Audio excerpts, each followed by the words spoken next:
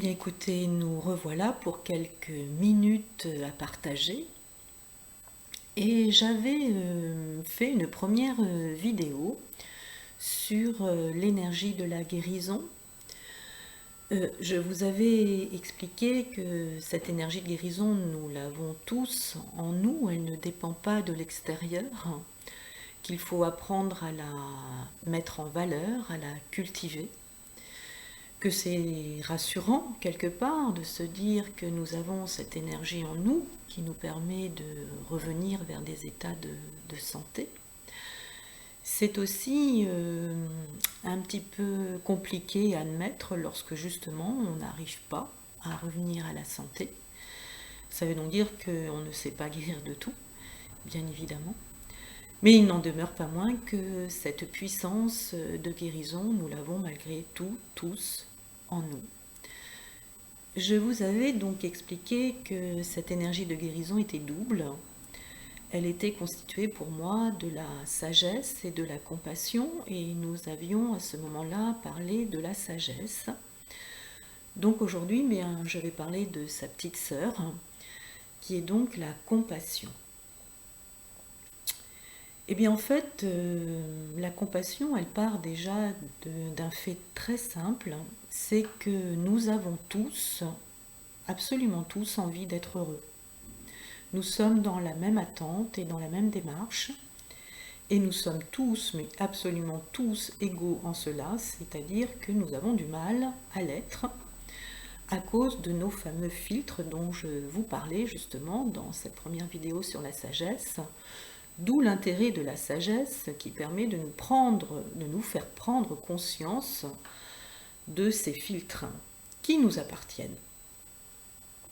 Donc cette compassion va pouvoir se mettre en place par la suite grâce à cette sagesse, puisque quand nous comprenons que ces filtres inconscients, mais malgré tout, sont en nous, nous allons pouvoir comprendre que nous sommes beaucoup les auteurs de notre propre malheur, à cause de ces filtres et de ces interprétations.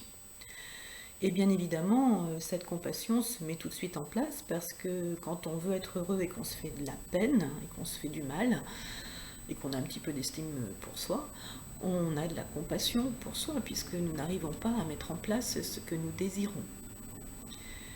Et puis cette compassion que nous mettons en nous, en place pour nous, eh bien il est aussi facile du coup de la mettre en place pour l'autre parce que grâce à cette sagesse, je comprends que si mes filtres sont à l'intérieur de moi, c'est à moi, mais pour l'autre qui est en face, c'est pareil, il a des filtres aussi dont il n'a pas forcément conscience, mais qui lui appartiennent et qui font qu'il a les tempéraments qu'il a les peurs qu'il a, comme j'ai les mêmes d'ailleurs, nous partageons tous les mêmes peurs, les mêmes objets de colère, et des peurs, mon Dieu, que nous en avons, peur de perdre, peur du jugement, peur du rejet, peur de l'abandon, peur de faire de la peine, enfin bref, tout ce qui habite l'autre, l'autre est un autre moi, et tout ce qui est chez l'autre, eh bien, c'est aussi chez moi.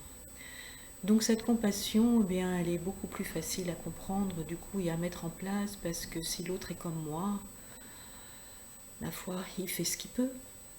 Il est comme moi. L'organe de la compassion, eh bien, c'est le cœur. Ainsi, cette énergie de guérison, on peut la poser sur deux organes. Le cerveau, qui va nous permettre de mettre en place la sagesse, et le cœur, qui est l'organe de la compassion. Voilà, et bien écoutez, c'est un petit chemin à faire sur cette notion de la compassion qu'on a beaucoup jugée aussi avec nos interprétations occidentales.